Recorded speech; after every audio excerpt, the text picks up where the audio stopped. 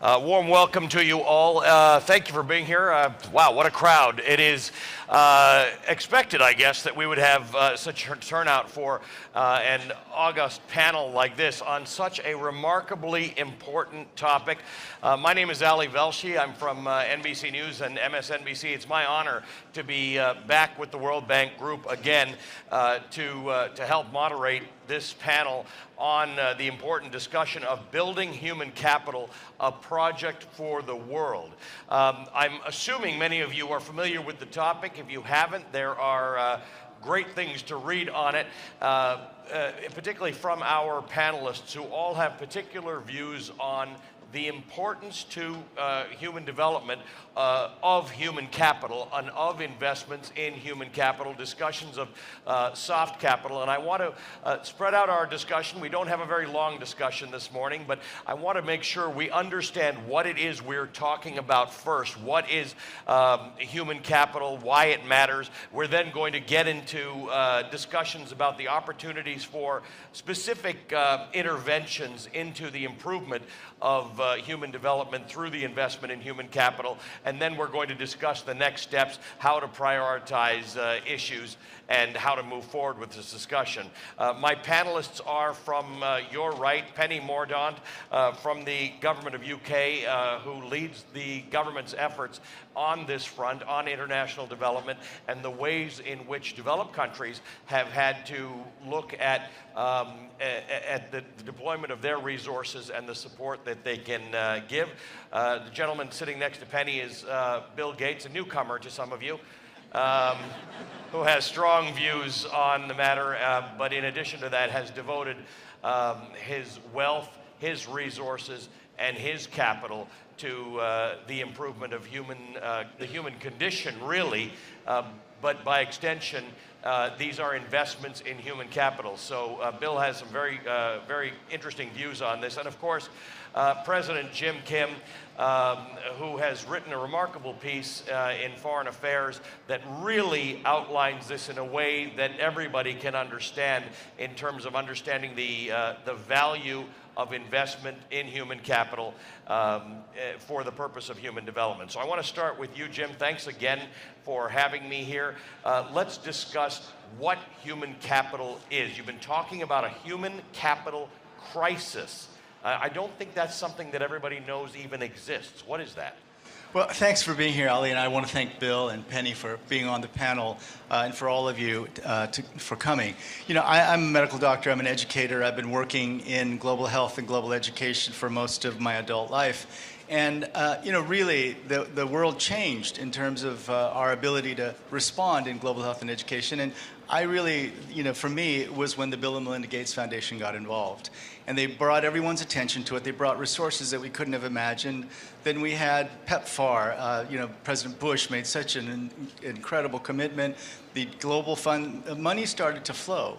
But then what I noticed is that we still had this problem that if the money wasn't flowing or countries couldn't get access to very, very inexpensive loans, they would stop investing in health and education. In other words, it became a very supply-driven system that if you provide either grants or very low-interest loans, we'll invest. But the minute it becomes a little bit more expensive, they were stopping their investment. And part of it was our fault at the World Bank and the international financial institutions. There was a tendency to think of health and education spending as consumptive spending as opposed to investments in productive capacity. That, you know, a road or electricity was a reasonable investment with more market rate loans, but health and education, you know, that was too expensive. And so we needed a change in a pretty fundamental way, the way people thought about investing in health and education. So working with Chris Murray and the Institute for Health Metrics and Evaluation, we started at the World Bank Group looking at, well, what is the correlation between investments in health and education and economic growth? That's the one thing we felt that we could contribute, looking both at growth and at health and education investments. And what really helped is that at the bank, we now really looking at achievement. We're looking at learning and not just years in school. So in the past, Robert Barrow and others looked at the correlation between educational attainment, years spent in school, and economic growth, and found a strong relationship in OECD countries. But if you add what we've been doing on learning adjusted years of schooling, we learned that a year of schooling in Singapore or the Republic of Korea was, if you gave that a ranking of 1, and then you looked at other countries and said, so what does a year of schooling in Yemen or Malawi, what is that compared to a year of schooling in Singapore or Korea? And it was about half. So in other words, not every year of schooling is the same. And when you then add learning adjusted years of schooling to the equation, then the link to economic growth becomes much more powerful. Then if you throw in health, certain indices like childhood stunting and adult survival are very powerful. And we're looking now at other health outcomes that are strongly correlated to economic growth. All of a sudden, you get a very powerful correlation. Looking backward, we found that the difference between the top quartile of human capital improvers and the bottom quartile, the difference in economic growth was 1.25% of GDP per year for 25 years. That's just an astounding insight. And so for me, the question was, how do we bring this to the attention of everybody? We said for years, oh my gosh, we talked to the ministers of education and health. If we could just get to the ministers of finance, everything would be better. Well, the ministers of finance and heads of state, we understood that it wasn't just publishing papers. It wasn't just advocating for health and education. We had to make it more real. So we were going to publish a ranking in Bali that shows everybody where they stand in terms of human capital. It's going to be wildly controversial. But those of you who know me and my work in global health, that's not new for me. But the key is you need to know where you stand compared to other countries. You need to know how you're doing.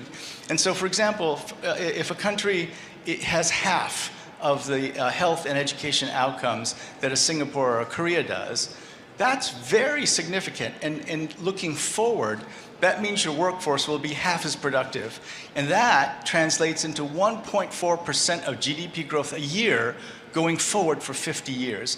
There is not a country in the world that can afford that, and we need to bring it right to the table. I'm going to come back to you to talk about the Human Capital Project and the Human Capital Index, and I'm going to ask you to think about how to tease for us why it's going to be wildly controversial.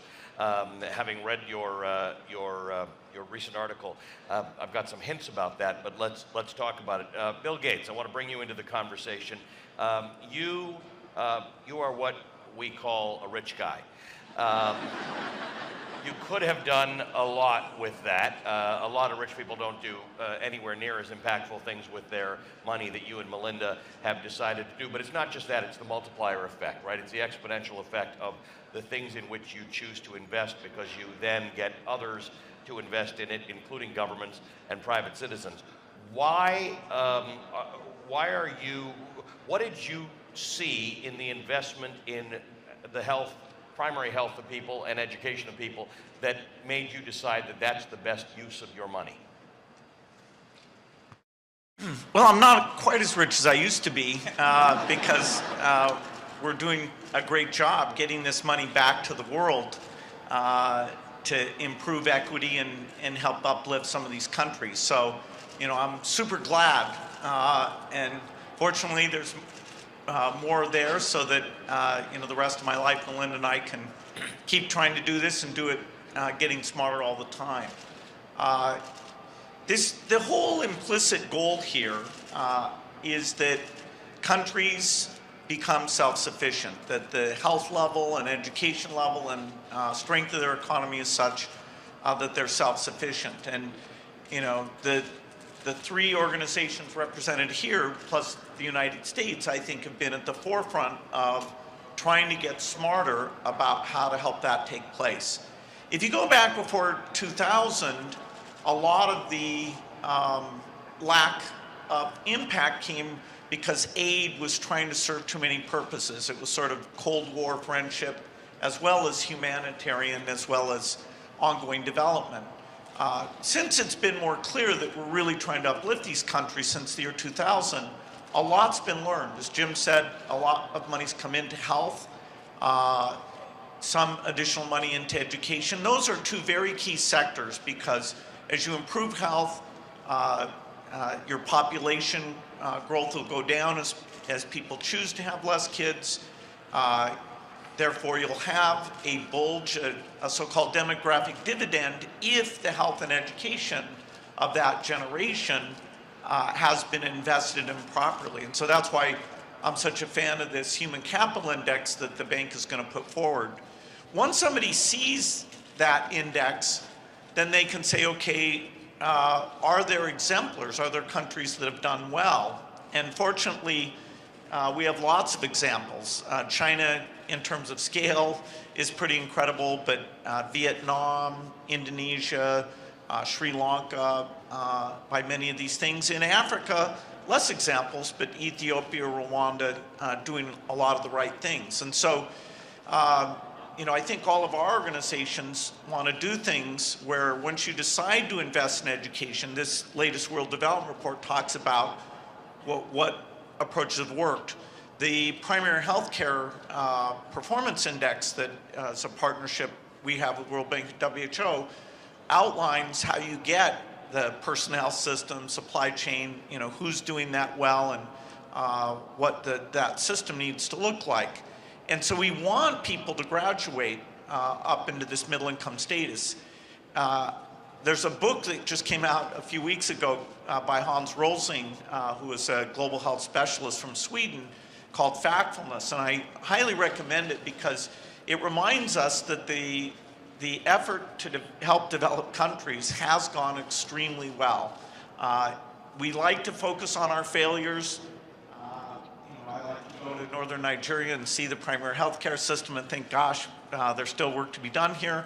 But you know, at least a little bit, we ought to look at the fact that the development community has had success, and we can learn from those positive outliers how, you know, say between now and 2030, that we can do even better. You were just in northern Nigeria in March where you delivered a speech that speaks to a lot of this. Hans? Rosling.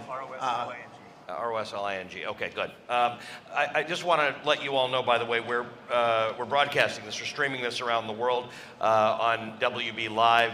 For any of you who want to tweet that out, we've got translation into Spanish, French, and Arabic, and we're using a hashtag. It just reminded me because Bill Gates talked about his decision to invest in people. Well, that's exactly the hashtag invest in people. So what you can do is you can do one of these, like a selfie. Guys, everybody look over here, smile, yeah? And then you tweet it out with invest in people. But let's get this message out there because we want people to understand why this is important. And I will say, having read into this more recently than all of you have, it occurred to me that some of the things that you have all learned over the years are very relevant to us in developing countries on two levels. In developed countries on two levels. One is in determining, Secretary, the decisions we make about how to deploy resources. But as Dr. Kim says, we may all learn that we have some lessons to learn in our own investment in human capital in our own countries. But what has changed for countries like the United Kingdom that have long been involved in development work and providing money and providing resources and providing skills exchange and intelligence? How does this all change the way we think about it, and should it? Well, the United Kingdom is one of a few nations that has committed to spend 0.7% of GNI on international development. We think this is very important. And we've actually passed a law. We've enshrined that in law. But it's not the law that protects that. It's the goodwill of the British public and their generosity, and them letting us do that with their taxes. So as the Secretary of State, I feel a huge responsibility to demonstrate that I'm spending that money not just well. There are many worthy things we could spend the money on. But we're showing that we could not spend that money better. And so that means a number of things. It means that as well as funding a lot of healthcare programs and vaccination programs and all of those things, that we're making sure that all of that good work is levering more than the sum of its parts. So we're helping build healthcare systems. It means that as well as spending money on education, it's not just about the number of kids and the number of girls in particular who are in school. It's about the learning outcomes, how well they're doing, how equipped they are to be able to contribute to their society and the building of their nations. And it means that on the humanitarian front, which we obviously is a huge part of what we do, as well as alleviating suffering and keeping people alive and protecting people and all of those things, we're also thinking about the future so that when conflict rolls into peace, that we're in a good position to be able to help that nation really start to build the primary healthcare services, the education services and so on that it needs, and we're giving the population what it needs to actually start to rebuild their society. So getting that focus on spending the money as well as it possibly could be spent, as opposed to just spending it well, is really important. And we're incredibly excited about the initiative that the bank and Jim are taking, because it really does help us do that in a very profound way. And it helps donors, whether they're nations, whether they're philanthropists, whether they're companies that want to invest in particular nations, really get good information about their prospects and making sure that they really are making smart investments. So we're very supportive of this. Jim, what are we going to learn when we see the Human Capital Index? And you teased that there might be some controversy. Well, you know, all rankings are controversial because, you know, it's about the identity of a particular nation state. And I think the most controversial part of it is when countries see themselves ranked below other countries that they've always felt superior to. Right? And this is going to cause a lot of discussion. The reason we do the ranking, again, is that we have found with our doing business ranking that, you know, the doing business ranking has evolved over time. We've improved it. You know, it's not like a controlled clinical trial. It's not, you know, as precise as that. And even so, what's happened is that there have been close to 4,000 reforms that have been made as a result of the Doing Business Index. And so you do see, and the index is very specific, how can we make it easier for small and medium enterprises to get started in a developing country? And that has led to tremendous interest. And so it just struck me that we need to have that kind of attention. Now, the ways in which it will get even more controversial is we think that this should affect sovereign bond ratings. So I've already been talking with the ratings agencies and saying, look, this is a real indication of potential economic growth. And so don't you have to take this into account when you do sovereign bond ratings? And so if countries all of a sudden see their borrowing costs go up, that will catch the attention of ministers of finance. And look, we're not trying to do this in a punitive way, because on the back of it, we're going to offer all kinds of ways to help countries get better. We're already, you know, at these meetings, we're talking with many different countries to say, when that ranking comes out, at the same time, you should announce an aggressive plan to improve outcomes in both health and education. And we found tremendous interest among our client countries in doing that. And so the controversy is that you know, if a country that's always felt superior to another finds itself ranked below, it'll cause social upheaval, right? But we haven't had social upheaval in the past around health and education as much as we need. And the other reason we're doing this is that, you know, I've had so many conversations during this week about technology and its impact on work. Look, nobody knows exactly what the future of work is going to look like, but almost certainly greater and greater degrees of digital competency, being able to learn throughout your whole life. This is not, it's not going to happen if children are stunted, and it's not going to happen if school systems are as bad as they are today in some countries. And so, you know, I feel a sense of enormous urgency, because here are our client countries, our partners, who are walking into the future with 30, 35, sometimes 40% childhood stunting. We know what happens when children are stunted. And then these children who are stunted then go into educational systems where they're receiving the equivalent of half or less of a year of schooling in Singapore or Korea. I can tell you that that is not going to prepare them for the digital economy of the future. And because paths to economic development, traditional paths, agriculture, then light manufacturing, heavy industry, because that's closing off with technology and the reshoring of industries that are becoming, many of them because of robotics, artificial intelligence, becoming more capital intensive, more technology intensive. The one thing we know for sure will be valuable is if they invest in their people. And still, that sensibility doesn't exist, frankly, for most of the world. So, Bill, we've thought about success in these rankings, generally speaking, in broadly economic terms like GDP, GDP per capita, or GDP growth. But I noted from your speech in Nigeria last month that you were drawing out statistics that underpin the idea that those three things, those traditional measures and others, don't necessarily correlate to increases in human capital or measurements of human capital, and that countries have to understand that unless you do certain things, in your particular case, in primary health care or in education, you can continue to grow your GDP and your GDP per capita, and you're still not necessarily addressing some of the biggest problems that you've got. Well, yeah, the real question is the time frame that you look at. In the short run, you can take that investment in the next generation and either mismanage it or underfund it, and it won't show up as an economic measure. And that's partly why it's worth the trouble to add something new here.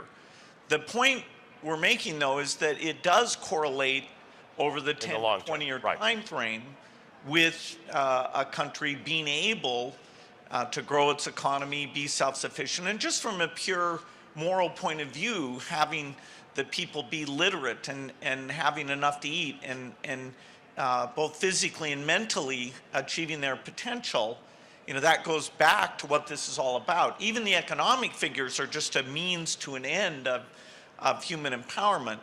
For the health sector, I'd say that the thing we're best able to measure is deaths, and now, particularly with the work we do with International Health Metrics and Evaluation, even cause of death.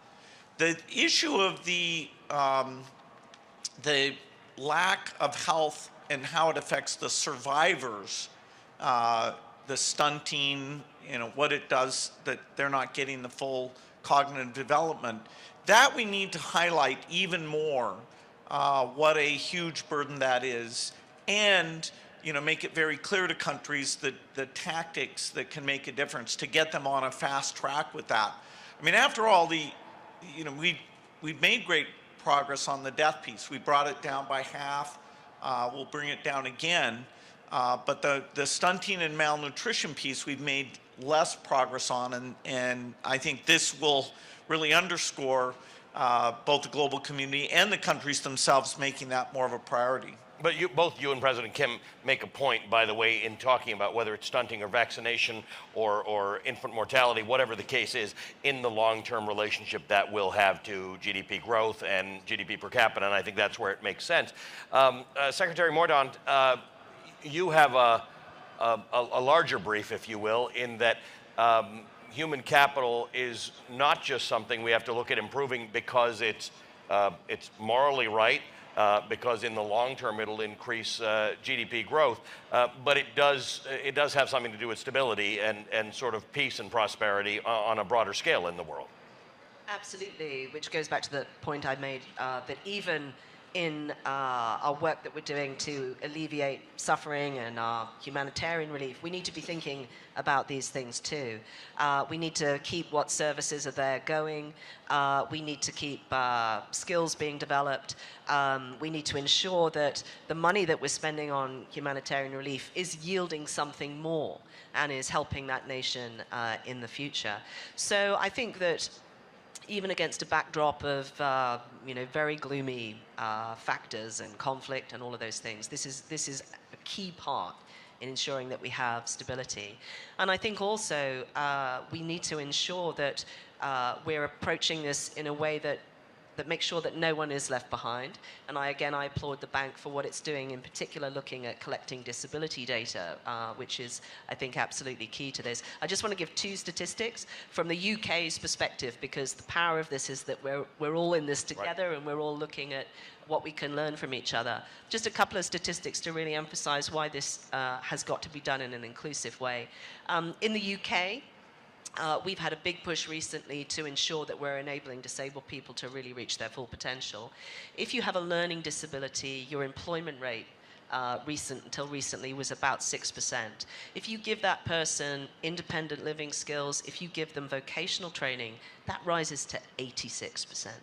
And just the second statistic, we have a scheme in the UK called the New Employment Allowance, which is given to small businesses to help them start up.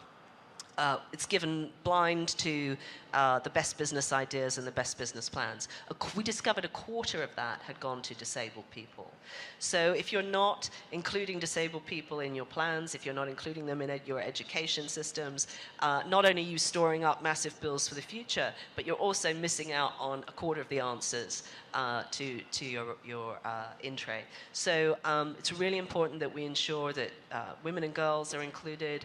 It's really important we ensure that disabled people are included. And also we're looking at ensuring that nations are also being measured about the people that they're looking after, as well as their own populations, right, refugees and so forth. And a lot of what you're speaking about is, as I was mentioning earlier, relevant to those of us who live in developed countries, because those are areas of the population that we are not taking advantage of. We're still having trouble in terms of spending on public education and post-secondary education, but you're right, if we're not fully taking advantage of women in the workforce and differently abled people in the workforce, it doesn't help us enough. President Kim, let's move on to how you can make changes. And to my earlier point, and to Bill's point, that if you make the investment now, there are a lot of people who are going to say, look, I don't see the immediate return. But you've got examples from Korea, from Peru, from Brazil, from Afghanistan, from Bangladesh, from Rwanda, of relatively rapid increases in the measurement of human capital, or the improvements in human capital for the investment. Yeah, Bill pointed out the importance of childhood stunting. And, I went to a particular country with a pretty high level of childhood stunting, and they said, we want to work on it, but this is something that takes 30 years to impact. And, we just used the example of Peru. Peru, for years, had been at 28 to 30%. I worked in Peru for many years when it was at that level. There were lots of efforts, but with World Bank financing and a whole of government effort, it went from 28 to 14% in about 7 years. So it halved in a very short period of time. In Senegal, it's taken longer, but they've also halved their childhood stunting rate. And so we know it's possible. And as a person who's worked on community-based interventions, it makes no sense to me that the rates stay high for such a long time. We had this problem with tuberculosis. Tuberculosis compliance rates were terrible all over the world. So we did something called directly observed treatment, where people watched people take their medicines every day. If you had that kind of force out there in the world doing it, it would be great. Now, one of the things we're doing with Bill and the Gates Foundation is the Primary Healthcare Performance Initiative. We have pretty good ideas about what it would take to improve the health of a population, and measuring it, and then showing that this is in fact linked to economic growth, which is the point of this whole exercise, would be great. But there's great, Bolsa Familia and the conditional cash transfer programs in Brazil and Mexico had a huge impact, not only in the outcomes for outcomes for children and outcomes from families, but it actually was an economic stimulus, a local economic stimulus. There are so many good things about it, and there's so much ideology against giving cash directly to poor people that we studied it and studied it and studied it, and now we know, okay, this is a good thing. We're doing it everywhere. So there are ways to do it. The point of it is that we need every head of state, head of government, and minister of finance to say, I will invest more, but you've got to show me the outcomes, right? And we stand ready to help every country in the world really focus on the interventions that will improve the outcomes. And in some cases, we think we can improve them much more quickly than we thought before. So, Bill, President Kim says governments are saying, we'll invest, but you have to show me more. Let's just bring into the discussion philanthropists who may have a similar request. They want to move the needle. They want to see that they can. We're talking about 7 years in some of these cases. These are very reasonable ways to talk to people about changing the world, although your window, your horizon has been longer. But what's the role of philanthropy? What's the role of the private sector in dealing with human capital increases? And how do you get people to actually think about it that way? Well, the philanthropic sector has one disadvantage, which, it's not that large. Even in the U.S., where it's the largest, it's about 2%. If you look at it as aid flows, it might be 5%. But the advantage that it has is it's more willing to do pilot programs, more willing to take risk. Ideally, it comes with a private sector, let's measure everything mindset, that, if something's not working, you're willing to move off of that. Ideally, it comes in with an ability to bring talent into some of these issues that wouldn't otherwise come in. If you go to the great hits of world development, one of them would be the Green Revolution, and that was the Ford and Rockefeller Foundations funding global public good, which was much, much better seeds. It turns out we've lost focus on that. The world needs to go back and invest in those CG centers to get a new generation of seeds that bring that kind of productivity to Africa, and also bring the kind of heat tolerance and drought tolerance that we'll need in the face of climate change, where we have such ambitious goals for Africa to feed itself even as its population is doubling and then doubling again. So philanthropy connects better to the private sector sometimes. Corporate philanthropy, where you ask the pharmaceutical companies to bring their expertise in, you ask the mobile phone companies to help with things like financial services, you ask the food companies to go and get engaged with the smallholders.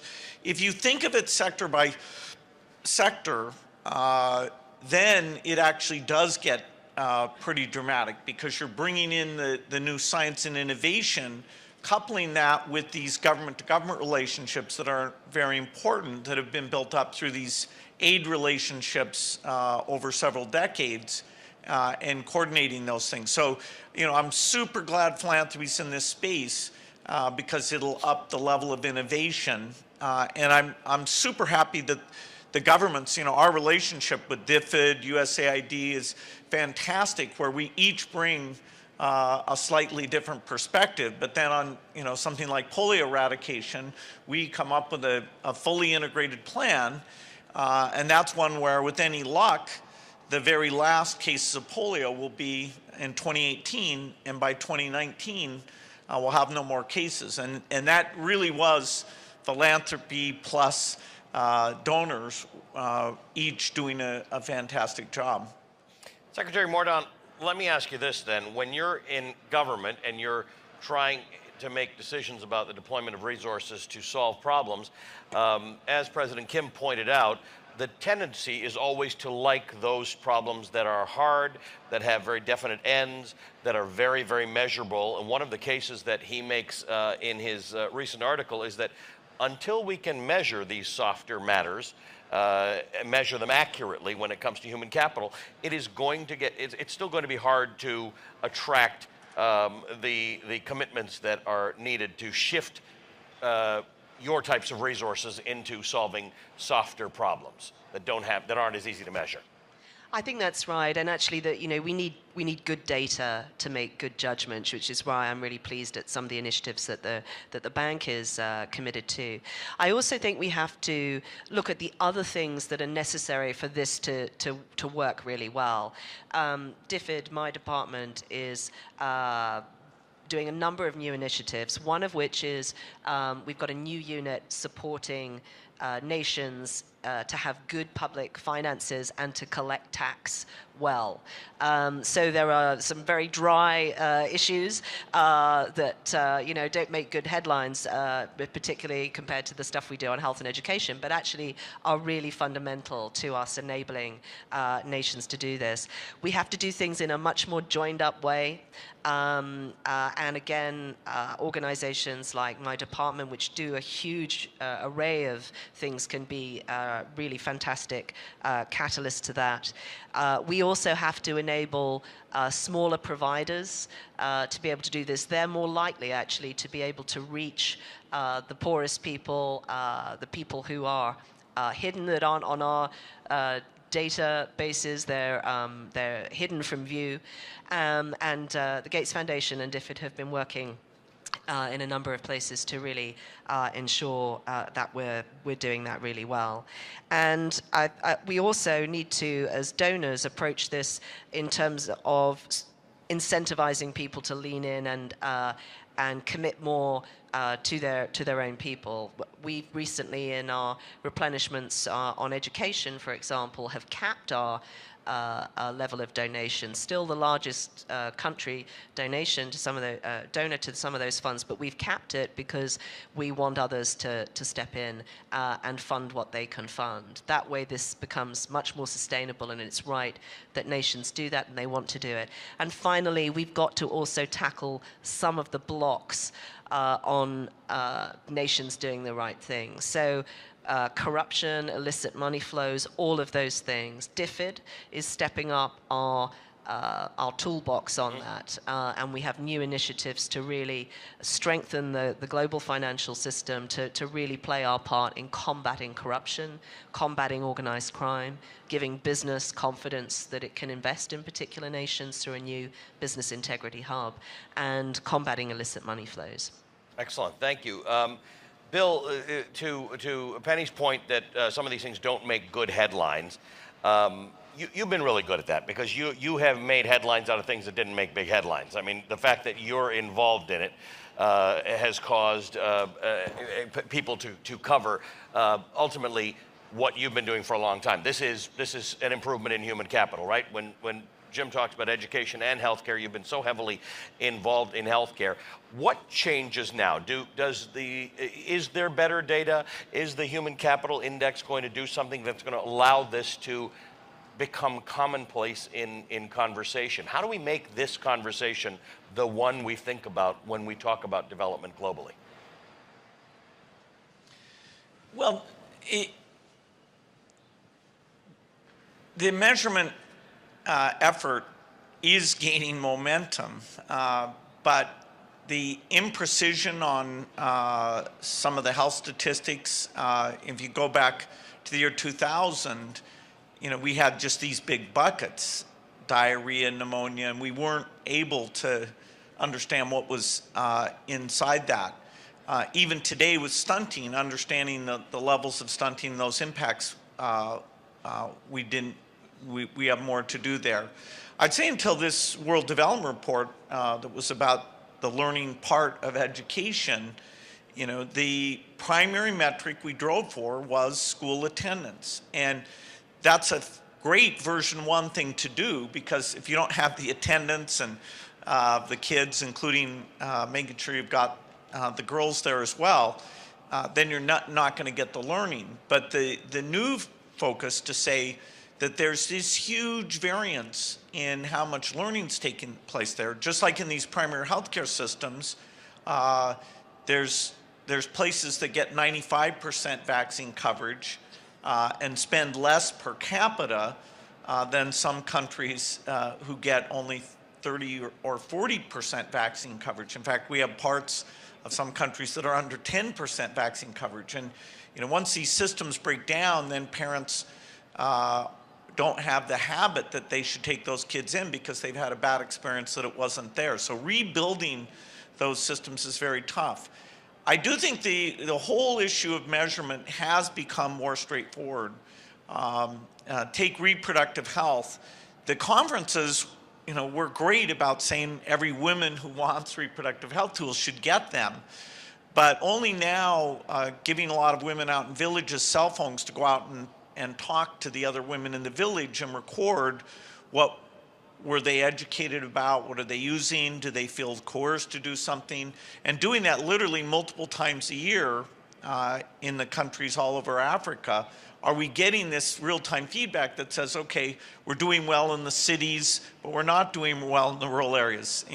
Burkina Faso and Senegal did super well. They beat their goals, but the north of Nigeria, which is hard for a lot of things, we're definitely falling short.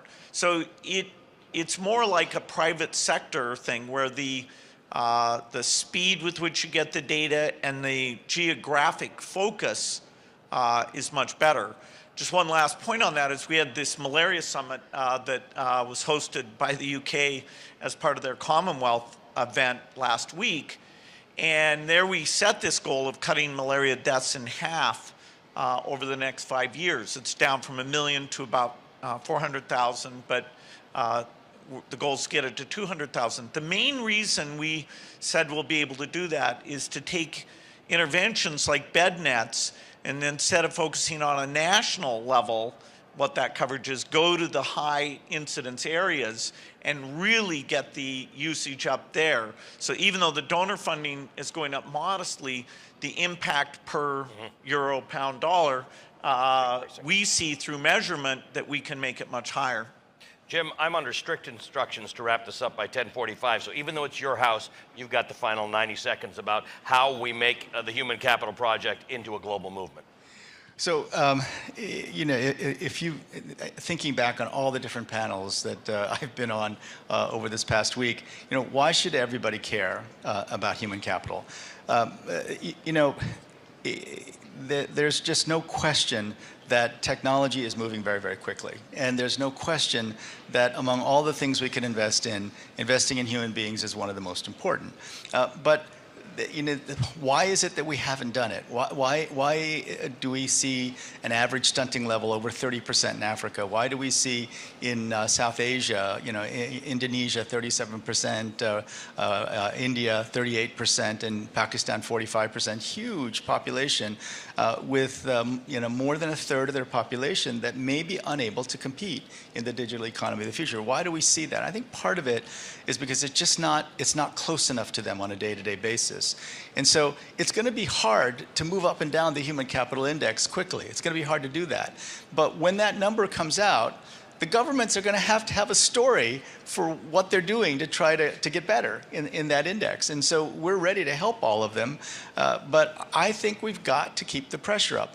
On the issue of data, the first thing that will happen for countries that are ranked below where they think they should be ranked is they'll question the methodology and they'll question the data. That's what they always do when they're doing business report. And then we come back and say, okay, but here's what it is. If you're really serious about collecting better data, hey, that's a great idea. We'll help you do that.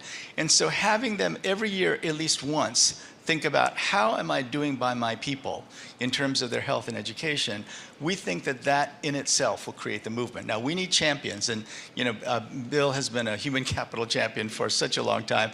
Penny, I hope, will be one of our human capital champions, and we're going to invite others. Think of it this way. There are so many countries in the world that are not classified as fragile or conflict-affected violent. But I see so many countries that are on the verge of going down that path, and what will happen is as people get access to broadband, they can see on their smartphones how everybody else in the world lives. So you're going to see a rise in aspirations. Middle-class aspirations are going to probably be spread throughout the world for just about everybody because they're going to see how everybody else lives. And once you have those aspirations and you see that because you were stunted as a child, you had a terrible education, you can't compete, I worry that they will become the focus of fragility, conflict, violence, and extremism. So this is something that affects everyone. You know, it happens to be the right thing to do morally and ethically, but we can also, you know, create a kind of momentum that, frankly, people like me, you know, medical doctors who've worked in global health and education, we could only have dreamed about. But the reason we'll get there is because the people who hold the purse strings will have to think about it every year. Amazing way to end this. What a great conversation. UK Secretary of State for International Development, Penny Mordaunt, Bill Gates, and President Jim Kim. Thanks to all of you for being here. Thanks to you for a terrific discussion. Have a great rest of the meeting.